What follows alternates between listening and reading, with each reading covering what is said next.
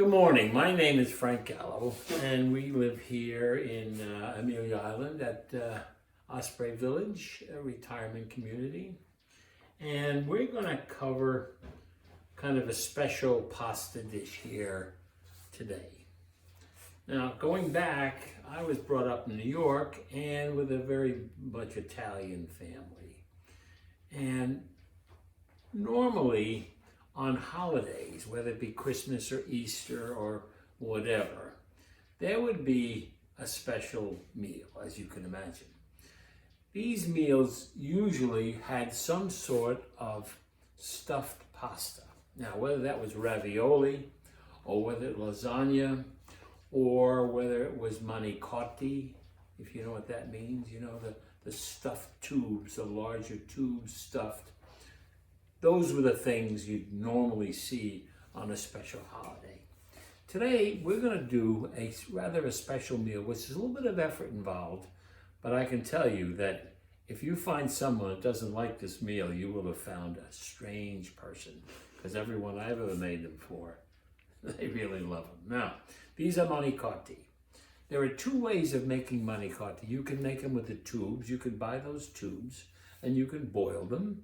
And you can, in fact, when the tubes are done, you can have the filling, which is normally a cheese filling, a mixture of cheeses. And you can use a pastry fill type thing, and you can fill those tubes. Then you would bake those tubes in a baking dish. What we're going to do is something that's a lot lighter, and I personally prefer it. It's made with crepes. Now, when you think crepes, you think about crepe Suzette or whatever. We're not talking about that. There is no sugar in these things. These are crepes that are made in a frying pan, and then you stuff and roll these crepes and then put them in a pan with sauce and whatever after you've stuffed them with the cheese filling, and then they're put in the oven to bake. That's what we're going to be doing. Now, keep in mind what we're saying here. We're going to have to make the crepes, we have to make the filling, we have to make the sauce, and the sauce I'm going to make, I had in the previous video, is a marinara sauce, a plain sauce, plain tomato sauce. So we start off by making the crepe batter, which we're going to start out with.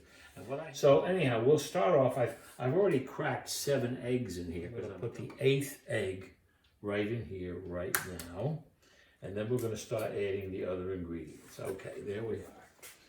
And you can see what's in this thing. In fact, you can see one of those eggs is a double yolked egg. Kind of interesting. We haven't seen one of them in a while. Okay, now we're going to add to that. We're going to add to that some melted butter. And I'm doing that right now in this microwave oven. And I'm going to just start that and let that work a while. And then what we're going to do is add to that the flour and the milk and the water, a little bit of salt, and that's essentially it. Then we're going to whisk that up, but let's just see how that works here. We'll make a couple of cups of flour here. Level off the flour with a knife, right? I'm sure there's a special tool that is used for that, but the special tool in this case is going to be a knife, right? Okay, that'd be 1 cup of flour, right? Which you're going to put in there. And we want a 2nd cup, like I said. Right?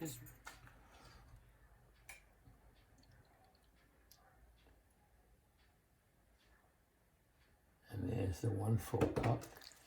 Which, now I'm using 2% milk. You really should use whole milk for this, but we're not. Does it matter? I'm not so sure it matters, to be honest with you. Okay. Now, we have this. We have to get a cup of water.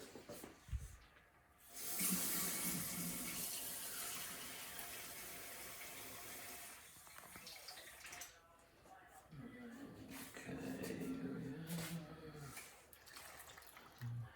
Water. We're going to add to this butter, right? And this will take a while to whisk this up, and while I'm doing this, you can take a break. Okay, notice we have mixed our batter, and here you can see it's fairly well smooth. Some little lumps in there. You gotta periodically give it a quick whisk while you're making these things, because I guess I could have put it in the blender for a while. I don't know, but and you can see the consistency. It's quite liquid. Look at that. Yeah. Okay. Fair enough. Now, if you look this way, there's the sauce I'm making. This is that same old marinara sauce we made in the previous one here. We're going to use that when it comes time to put these crepes that are filled into a pan and before we bake them, okay? Now, we take, I've got a 1/3 of a cup measure here. I'm going to dip some out of here. There's a little technique of when you make that crepe. If you lift this frying pan up, it's a hot frying pan, not a medium heat kind of, okay? And we put it in here, and with a twist of the wrist, we can in fact cover that bottom of that frying pan. Now we are not going to let this cook too long, because we want these things to be very flexible, and that'll set up very quickly. Set up very quickly because it's quite thin. And when it's set up real well, watch how quickly these things will come off of that frying pan. This butter I put in there, very little, put just a dab in there and took a paper towel and just wiped it and just made sure that there was some, because if you leave too much butter in there, the first couple of crepes will not turn out very well. Look at this thing. It is just loose as can be. Look at that. That is almost done. Don't let these things get brown. You're not looking to fry these things, right? See, look, that's what you got on the other side. Look at that. Hey, okay. Okay, and I'm stacking these things kind of in a circle, because I'm going to be using some of them today, and I'm going to put some aside. So just watch the technique. It's really easy once you get it down. Look at this. You're just rolling that frying pan, making sure it's covered. Now, if you ended up with a little bit of a hole there, not a big deal. You just take a little bit of drop of that stuff and put it right to fill in the hole, right? Look here. See how this? Look how quickly that thing sets up, right? And you just flip it. Look at that. Just don't get, you don't want to make these things crispy. They got to be soft and flexible. And when we put them in the refrigerator, those things will be covered with wax paper and then sealed so that they maintain some flexibility. You don't want them getting stiff. It makes it easier to, in fact, fill them when the time comes. All right? Hi, I'm not Frank Gallo. I'm JoAnne Gallo, his wife, and I have been put in charge of making the filling for the crepes, and a very important mission. So this is how we start. These are the ingredients you're going to use: eggs, ricotta cheese, crumbs, parsley, mozzarella. Easy to put together. So I'm going to lightly beat the eggs.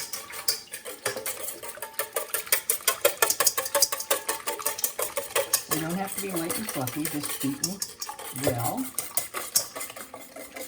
I'm going to add the ricotta, which is going to be 3 pounds. This is a 2-pound container, and we like to use whole milk. We do not like the part skim because, hey, you only go around once. So this is 1. And then I have a half a container of another one, which means you're going to have a half a container of cheese left. What are you going to do with it? Well, it's wonderful on crackers. You can make your own spread. Put whatever kind of seasoning you'd like to put in there. Some garlic, some hot sauce.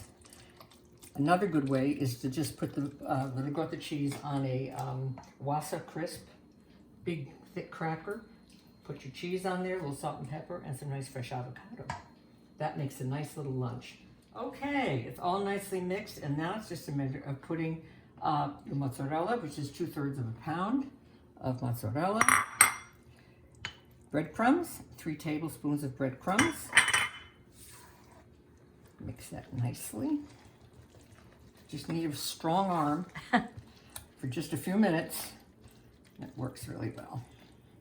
I can't tell you any anecdotes about my Italian heritage because I'm not Italian.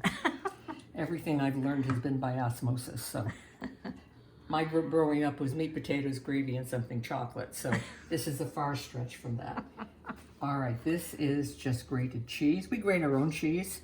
Get a Mooli blender, Mooli grater, and it's a piece of cake, and it's nice and fresh. And we use the Pecorino Romano for that. Italian parsley. Let's talk for a second about Italian parsley. This is Italian parsley. Broadleaf, really delicious. And when you cut it, and you can find it in the markets, they're always available, almost always available. When you want to cut it, you don't want to just take the leaves, you want to take the whole stem. And you just take your knife and chop it up into small pieces. The stem is where a lot of the flavor is, so that's good. They have these packages with roots at both Publix and Harris Teeter. This time of year is wonderful for growing parsley in your garden. And get a pot, put some dirt in it, stick those in there, and if with any luck, you'll have a very nice crop of parsley. So that's what we have in here. We have the cheese, the parsley, the mozzarella, and of course what we don't have in here yet is salt. So we need, this is just kosher salt to taste, and black pepper. Our new pepper grinder is great. Okay. Take a taste to see if it suits, if it's okay. Yay. Okay. And there you have it. Next time, we'll be doing the stuffing. Thanks a lot. Okay. I understand that the better half of this marriage showed you earlier how she makes up the filling of these crepes. So starting with that as a starting point, I'm going to show you how we go from there. This is the dish that we're going to cook these things in the oven. The oven is set for 350 now, and it's stabilized at that. Now what we're going to do, first of all, before we stuff the crepes, we are going to take and put a layer of sauce on the bottom of this pan, primarily because, in fact, it'll prevent the crepes from sticking to the bottom of this pan, okay?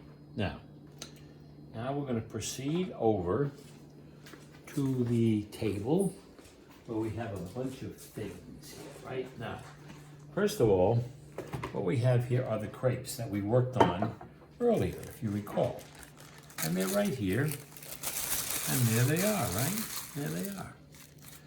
I'm going to take one of these crepes, and I'm going to place it on this plate, because the size of the plate is about right. If you had a flat plate like this, it'd be fine. But anyhow, I'm going to take a good dollop of this filling, which is what my wife put together, right? Now, note, we'll take that crepe. We will, in fact, fold this over here. Now, I'm squeezing this so that that filling spreads through this whole thing here. And then I'm going to roll it up on itself. And I'm going to put it into this pan right here, just like so, right? And then we're going to do 4 of these.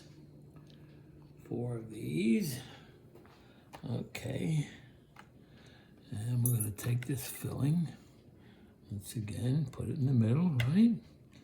And then we're going to take that, like I say, that little bit of squeeze just spreads the filling inside, right? Okay. And don't jam them up together. They want to be fairly close, and we're going to put sauce so it stays in between each of these crepes and the one next to it, right? So they don't stick together. Okay. Okay, there's number 3 of this group. Once again, squeezing it, rolling it up, and putting it inside there. And this will be the last one right here. Now, we've made a lot of these things over this day, and I'll show you what another pan looks like that we're going to have for dinner tonight.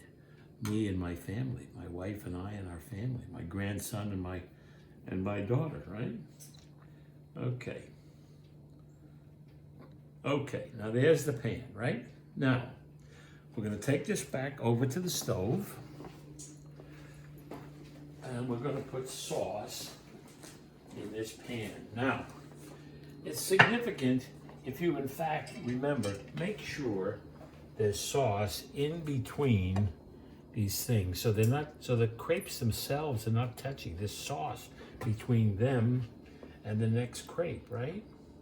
Okay. Now notice. Okay, then we cover the top.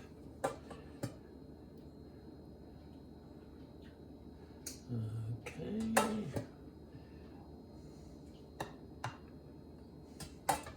Now I'm going to give you some other little clue here on how there's other things you can do, and you can learn in the process of things. People do it other ways, but you're going to see my way, right? Okay, now we're going to take this back to the table.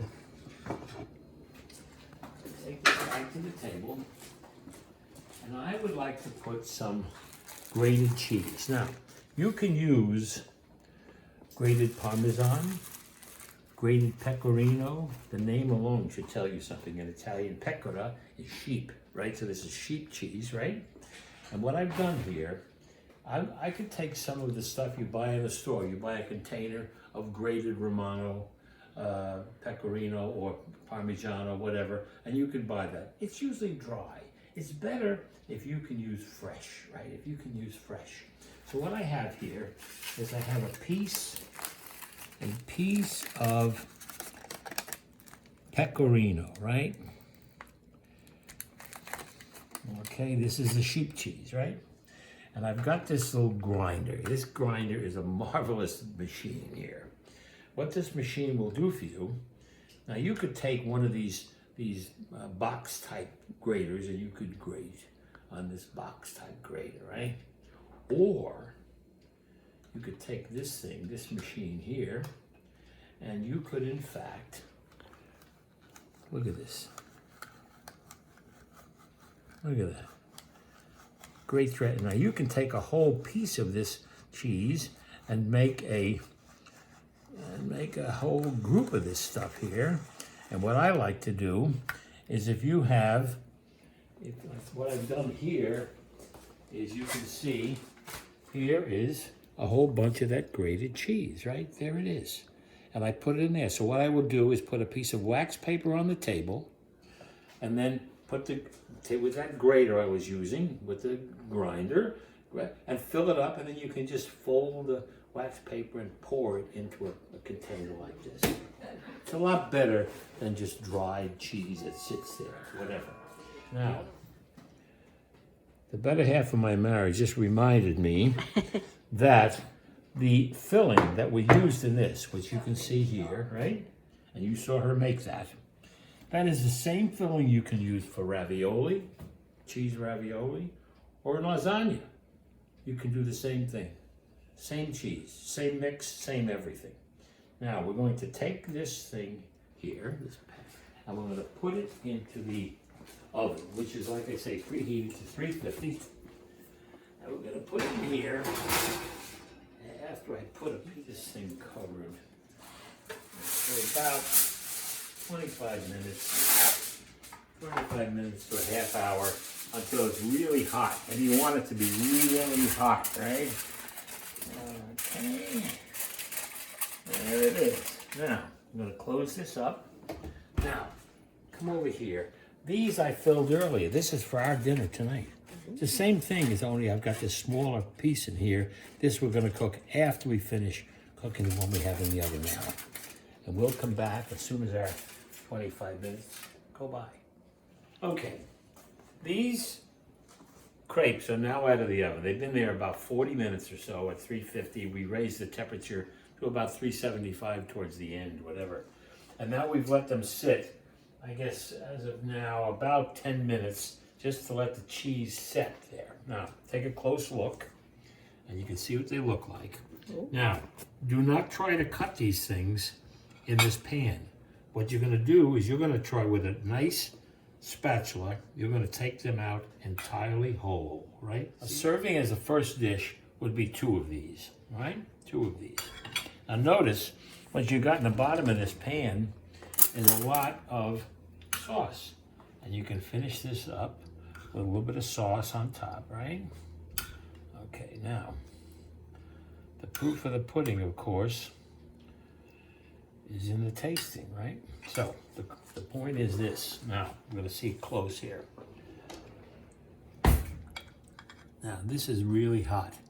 Now, look, see what this looks like inside? Look at that. Look at that. Hey. Here, there's the other side, look. See what that looks like? This is pretty hot. I'm gonna gamble and see if I can put a piece in my mouth and I can at least try it out. Make sure it's not poisonous or anything.